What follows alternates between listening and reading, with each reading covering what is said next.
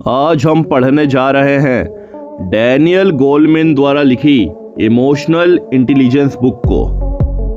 पहले किताब के बारे में जान लेते हैं। इमोशनल इंटेलिजेंस में हम देखेंगे कि कैसे हम अपने आप को एक अच्छे, समझदार और बेहतर इंसान में बदल सकते हैं। हम देखेंगे कि इमोशनल इंटेलिजेंस क्या है, इसका होना क्यों ज़रूरी है, हम कैसे इसे बढ़ा सकते हैं और इसका इस्तेमाल अपनी ज़िंदगी में कहाँ पर कर सकते हैं। अब बात कर लेते हैं आखिर यह बुक किसके लिए है, किसे इसे पढ़ना चाहिए। वे जो भावनाओं के बारे में जानना चाहते हैं और उन पर काबू पाना चाहते हैं, वे जो एक अच्छा लीडर या मैनेजर बनना चाहते हैं, वे जो सफलता, सेहत और इमोशनल इंटेलिजेंस के बीच के संबंध के बारे में जानना चाहते हैं। आपको यह किताब क्यों पढ़नी चाहिए? बरसों से हम किसी के IQ से उसकी सफलता के बारे में अनुमान लगाते आए हैं, लेकिन क्या ऐसा सच में होता है कि तेज दिमाग वाले लोग ही जिंदगी में कुछ बड़ा काम करते हैं? नहीं, IQ से हम किसी की सफलता का अनुमान नहीं लगा सकते। इमोशनल इंटेलिजेंस हमारे दिमाग की वह क्षमता है जिसकी मदद से हम अपनी और दूसरों की भावनाओं को समझ पाते हैं और उसके हिसाब से काम कर पाते हैं। ये किताब हमें इमोशनल इंटेलिजेंस के महत्व के बारे में बताती है। इसके अलावा इस किताब से हम यह सीखेंगे कि कैसे हम अपने इमोशनल इंटेलिजेंस की मदद से एक अच्छा समाज बना सकते हैं और अपने बच्चों को समझदार बना सकते हैं। इस किताब में हम देखेंगे कि हम कैसे अपने इमोशनल इंटेलिजेंस को बढ़ा सकते हैं और सफलता के लिए क्या क्या चीज़ें ज़रूरत होती है, इसके बारे में विस्तार से जान सकते हैं। पहला अध्याय, भावनाएं आपकी ज़िंदगी को एक नया रूप देती हैं। ज़्यादातर लोगों को लगता है कि भावनाएं सिर्फ रिश्ते बनाने के काम में आती हैं, लेकिन क्या आपने कभी सोचा है कि अगर आपके पास भावनाएं नहीं होती तो आपकी ज़िंदगी कैसी होती? आइए देखें कि भावनाओं को हमारी ज़िंदगी में क्या काम होता है जिससे हम इसकी अहमियत को समझ सकें। भावनाओं से हम बहुत सी चीज़ें सीखते हैं। क्या आपने कभी किसी बच्चे को सीढ़ी के पास खेलने से मना किया है और उसने आपकी बात नहीं मानी जिससे वह नीचे गिर गया हो?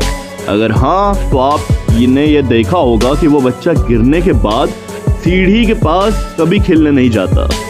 भावनाएं हमारे अंदर अनुभव पैदा करती हैं और अनुभव से हम बहुत सारी चीज़ें और बातें सीखते हैं। जब वह लड़का सीढ़ी के पास खेलते वक्त गिर गया तब उसे दर्द हुआ। यह दर्द उसके दिमाग में एक याद और एक अनुभव की तरह बस गया। इसलिए इस घटना के बाद वह कभी भी सीढ़ी पर खेलने नहीं गया, क्योंकि वहाँ खेलने का उसका अनुभव अच्छा नहीं था। भावनाओं की मदद से हम दूसरों को समझ पाते हैं। अगर आप किसी को चुपचाप सिर झुकाए और भीगी आंखों के साथ बैठा देखें तो आप उस व्यक्ति के बारे में क्या कहेंगे? भावनाओं की मदद से हम एक दूसरे को समझ पाते हैं। मान लीजिए अगर आप किसी को चुपचाप सिर झुकाए और भीगी आंखों के साथ बैठा देखें तो आप उस व्यक्ति के बारे में क्या कहेंगे? आप अंदर ही अंदर समझ जाएंगे कि वो व्यक्ति उदास है या किसी चीज को लेकर बहुत परेशान है। ऐसा भी हो सकता है कि आप यह बता दें कि वह इसके बाद क्या करेगा। इमोशंस ही ऐसे होते हैं जो हमें किसी काम को करने के लिए मजबूर करते हैं। जब आपने उस रोते हुए आदमी को देखा तो शायद आप भी दुखी हो गए होंगे। शायद आप जाकर उससे बात करें और उसकी मदद करने की कोशिश करें। आपकी भावना ही आपके काम करने की वजह है। 20वीं सदी में कुछ दिमागी मरीजों का ऑपरेशन किया गया था जिसका नाम लोबोटोमी था। इस ऑपरेशन में उनके दिमाग के दोनों हिस्सों को अलग कर दिया गया था, जिससे उनके अंदर भावनाएं पैदा नहीं हो पा रही थी। ऑपरेशन के बाद इन मरीजों को यह सोचने की क्षमता खत्म हो गई कि उन्हें क्या काम करना है। अध्याय दूसरा, भावनाएं हमारी अजीबोगरीब हरकतों के लिए भी जिम्मेदार हैं। भावनाओं को अगर सही तरह से ना संभाला जाए तो यह हमसे बहुत सारी गलतियां भी करा सकती हैं। आइए देखते हैं ऐसा कब होता है। जब आप ज़्यादा इमोशनल होते हैं, अगर आपके अंदर ज़्यादा भावनाएं पैदा हो रही हैं तो आपके सोचने की क्षमता कम होने लगती है और आप अजीब सी हरकतें करने लगते हैं। जैसे अगर आप रात में कहीं अकेले जा रहे हो और अचानक आपका भाई आपके सामने अगर खड़ा हो जाए तो शायद आप डर के मारे चिल्लाने लगें। ऐसा इसलिए होता है कि क्योंकि आपने पहले से डरे होते हैं और ऐसे में आपका दिमाग सही से सोच नहीं पाता। जैसे आपने देखा होगा कभी कभी कोई एकदम से पीछे खड़े हो जाता तो हम किस तरह डर जाते हैं।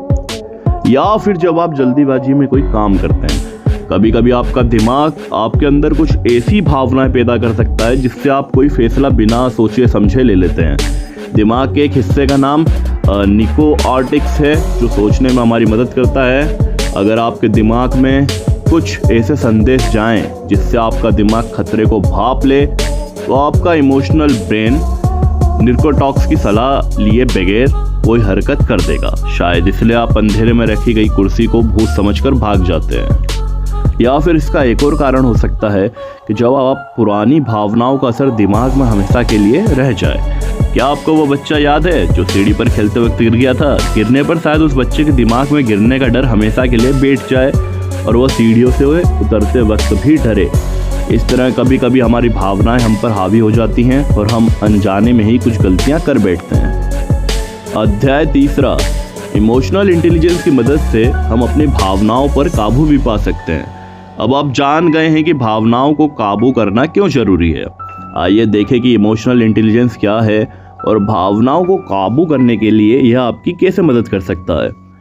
भावनाओं को काबू करने से पहले आपको अपनी भावनाओं को समझना होगा। आपको यह जानना होगा कि उन भावनाओं के नाम क्या हैं, वो क्यों आपके अंदर पैदा हो रही हैं। इस तरह से आप उनके बारे में और उनके पैदा होने की वजह के बारे में जान सकते हैं और उन पर आसानी से काबू भी पा सकते हैं। हमारी भावना हमारी सोच पर निर्भर करती है। अगर आप किसी चीज़ के बारे में अच्छा सोचने की कोशिश करेंगे तो आपके अंदर उसके लिए अच्छी भावनाएं पैदा होंगी।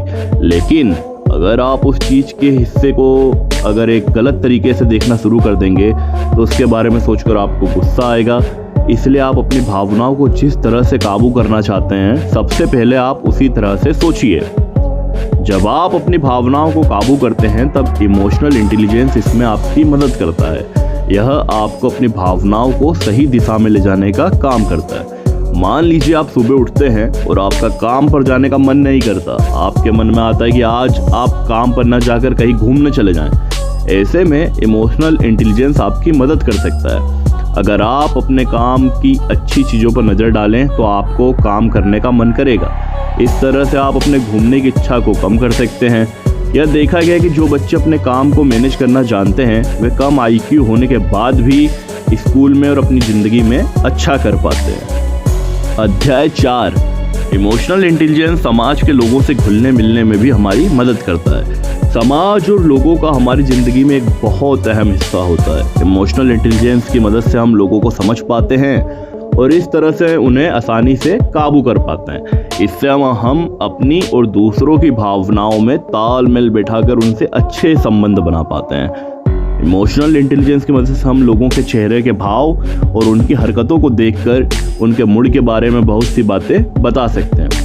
इससे हम यह भी तय कर सकते हैं कि हमें उनके साथ कैसा व्यवहार करना है। जैसे अगर आप किसी को गुस्से में देखें तो आप यह तय कर सकते हैं कि आपको उसका गुस्सा शांत करने के लिए क्या काम करना है। इस तरह से हम आप लोगों को उनके स्वभाव और उनके मूड के हिसाब से संभालना सीख सकते हैं और उनसे अच्छे संबंध भी आप बना सकते हैं। अच्छे संबंध बनाने के बहुत सारे फ़ायदे होते हैं। अगर आप एक टीचर हैं और बच्चों के साथ आपके संबंध अच्छे हैं तो वो आपका कहना मानेंगे और आपकी इज्जत करेंगे। जिन लोगों का इमोशनल इंटेलिजेंस मजबूत होता है वे दूसरे लोगों को अच्छे से समझ पाते हैं, झगड़ों को आसानी से सुलझा पाते हैं, एक अच्छे लीडर बनकर अपने लोगों को अच्छे से मैनेज कर पाते हैं। मान लीजिए कि आप किसी कंपनी के मैनेजर हैं जहां पर एक कर्मचारी बार बार एक ही गलती कर रहा है। अगर आप उसे उसकी गलती के लिए डांटेंगे तो शायद वह बुरा मान जाए और आपकी बात ना माने। लेकिन अगर आप उसके स्वभाव के हिसाब से उसे समझाएंगे तो वह आपकी बात मानेगा और काम को अच्छे ढंग से करेगा भी। अध्याय 4, दिमाग के सोचने वाले और महसूस करने वाले हिस्से के बीच का कनेक्शन जितना मजबूत होगा आपका इमोशनल इंटेलिजेंस उतना ज़्यादा होगा। हम अपनी सोचने समझने की क्षमता से अपने भावनाओं को काबू कर सकते हैं। जब हमारे दिमाग का सोचने वाला हिस्सा हमारे दिमाग के महसूस करने वाले हिस्से से मजबूती से जुड़ा होता है तब हम अपने फैसलों को अच्छे से ले पाते हैं और अपनी इमोशंस को ज़रूरत के हिसाब से काबू कर पाते हैं। अगर आपके इन दोनों दिमागी हिस्सों के बीच का कनेक्शन ठीक नहीं है तो आप कमज़ोर या ख़राब इमोशनल इंटेलिजेंस के शिकार हो सकते हैं। लोपोडोमी के मरीजों में खराबी थी, उनके दिमाग के 2 हिस्सों का जब अलग कर दिया गया तब उनके फैसले लेकर काम करने की क्षमता खत्म हो गई। अगर आप किसी तरह अपने इन 2 दिमागों के बीच का कनेक्शन तोड़ दें तो आप चीज़ों का सही से महसूस नहीं कर पाएंगे। हमारे दिमाग का महसूस करने वाला हिस्सा अपने आसपास के माहौल को भांपकर उसके हिसाब से काम करता है। जबकि हमारे दिमाग का सोचने वाला हिस्सा आसपास के माहौल को जांचकर उसके हिसाब से काम करता है। जब ये दोनों हिस्से बैलेंस रहते हैं तब हम सही तरह से काम कर पाते हैं और हम इमोशनल इंटेलिजेंट बन जाते हैं। अगर आप कहीं जोर से धमाके की आवाज़ सुने तो आपका इमोशनल ब्रेन खतरे को तुरंत भांप लेगा और आप पता नहीं क्या क्या सोच लोगे। कहीं ये गोली चलने की आवाज़ तो नहीं, कहीं गैस सिलेंडर विस्फोट तो नहीं हुआ। लेकिन अगर आप एक बार अपने आसपास नज़र घुमाकर देखें कि आवाज़ कहाँ से आई और आपको पता लगेगा पटाखे की आवाज़ थी, तो आप डरेंगे नहीं। इस तरह से हम सही फैसले ले पाते हैं। अध्याय 5, अगर आपका इमोशनल इंटेलिजेंस ज़्यादा है तो आपके कामयाब होने की संभावना भी बहुत ज़्यादा होती है। आपने स्टैनफोर्ड यूनिवर्सिटी के मार्शमेलो टेस्ट के बारे में सुना होगा। इस टेस्ट में कुछ 4 साल के बच्चों को एक कमरे में मार्शमेलो के साथ बिठा दिया गया और उनसे कहा कि अगर वे अपने आप को मार्शमेलो खाने से 30 मिनट तक रोक लेंगे तो उन्हें 30 मिनट के बाद 2 मार्शमेलो दी जाएंगे। जिन बच्चों ने अपने आप पर काबू पा लिया वे आगे चलकर हर तरह से कामयाब हुए। जिन लोगों के पास इमोशनल इंटेलिजेंस ज़्यादा होता है वे अक्सर सफल होते हैं।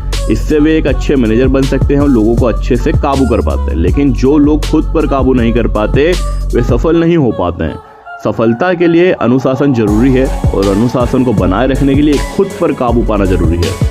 इसके अलावा इमोशनल इंटेलिजेंस आपको सेहतमंद भी रख सकता है। इमोशनल इंटेलिजेंस की मदद से आप गुस्से और बेचैनी को काबू कर सकते हैं। अगर आप अंदर की नेगेटिव भावना को काबू कर लें तो आप अपने आप को तनाव से बचा सकते हैं और दिमाग को खुश रखकर आप एक सेहतमंद जिंदगी जी सकते हैं। एक स्टडी में पाया गया कि जो लोग तनाव में रहते हैं वे बहुत जल्दी बीमार पड़ जाते हैं। इस तरह से हम कह सकते हैं कि तनाव हमारे इम्यूनिटी सिस्टम को भी कमज़ोर करता है, जिससे हमारी रोगों से लड़ने की क्षमता जो है वो बढ़ जाती है।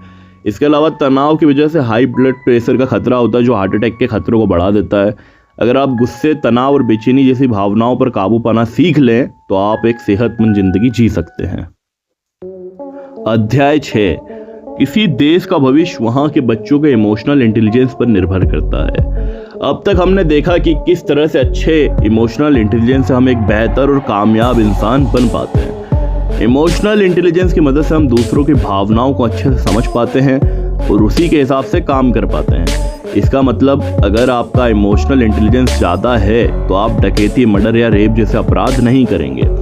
जो अपराधी किसी के साथ बेरहमी करते हैं उनमें इमोशनल इंटेलिजेंस बहुत कम होता है। अगर हम अपने बच्चों में इमोशनल इंटेलिजेंस को बढ़ावा दें तो वे आगे चलकर एक अच्छे नागरिक बन सकते हैं।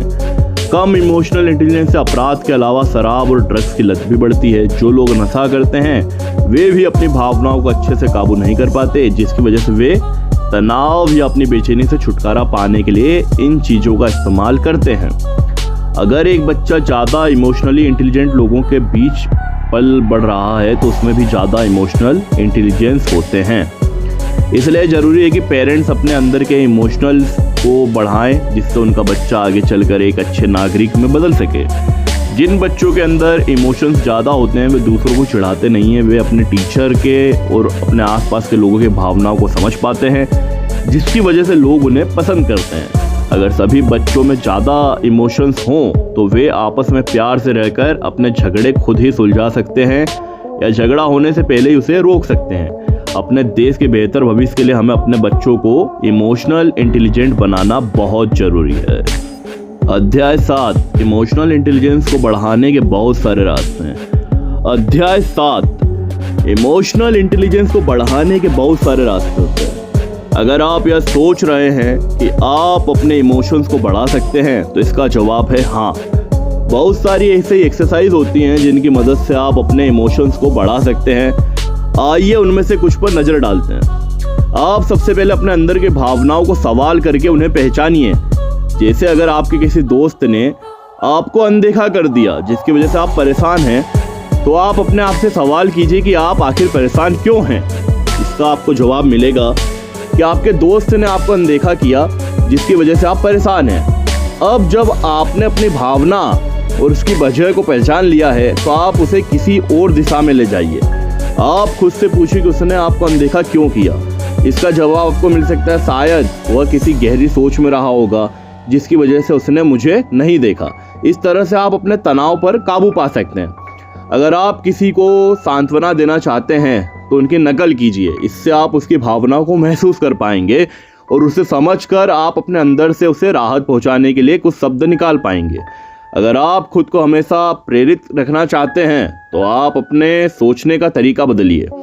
हमारे सोचने का तरीका हमारी भावनाओं से जुड़ा होता है। अगर आप अच्छा महसूस करना चाहते हैं तो अच्छा सोचिए। अगर आप हार गए हैं तो आप अपने आप से पूछिए कि जीतने वाले ने ऐसा क्या किया जो वह जीत गया, या आप खुद से पूछिए कि आप क्या कर देते जिससे आप जीत सकते थे। इससे आपको अपने अंदर सुधार करने के लिए अलग अलग रास्ते मिल सकते हैं, जिसका इस्तेमाल कर आप फिर से कोशिश करेंगे और जीत हासिल कर सकेंगे। लेकिन अगर आप हारने पर सोचते हैं कि यह आपकी किस्मत में नहीं था या आपकी किस्मत खराब थी, तो आप कभी दोबारा कोशिश ही नहीं कर पाएंगे।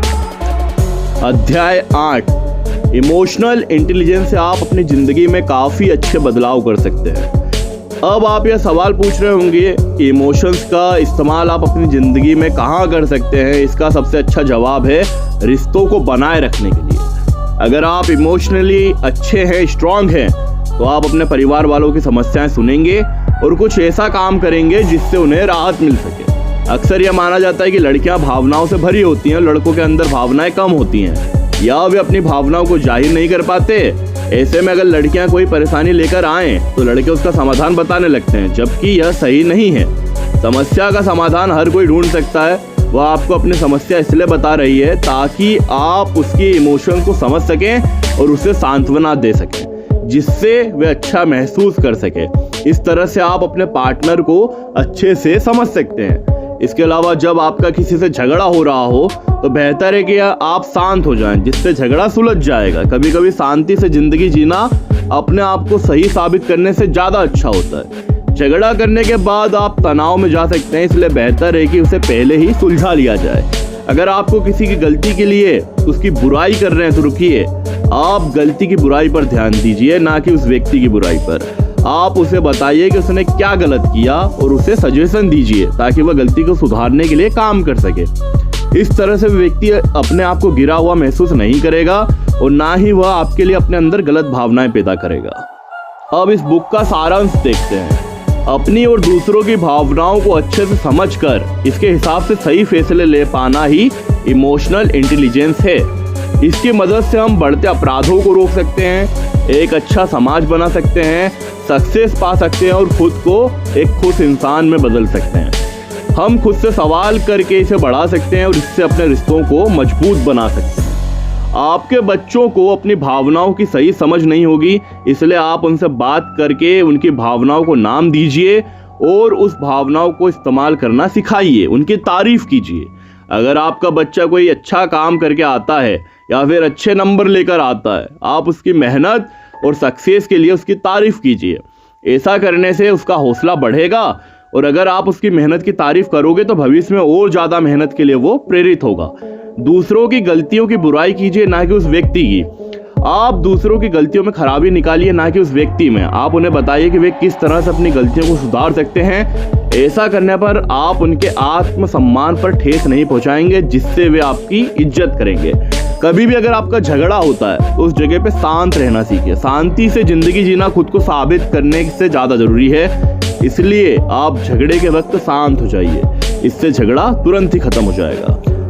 आपको ये बुक कैसी लगी, पसंद आई हो तो चैनल को सब्सक्राइब कीजिएगा, लाइक कीजिएगा और हमें कमेंट कीजिएगा।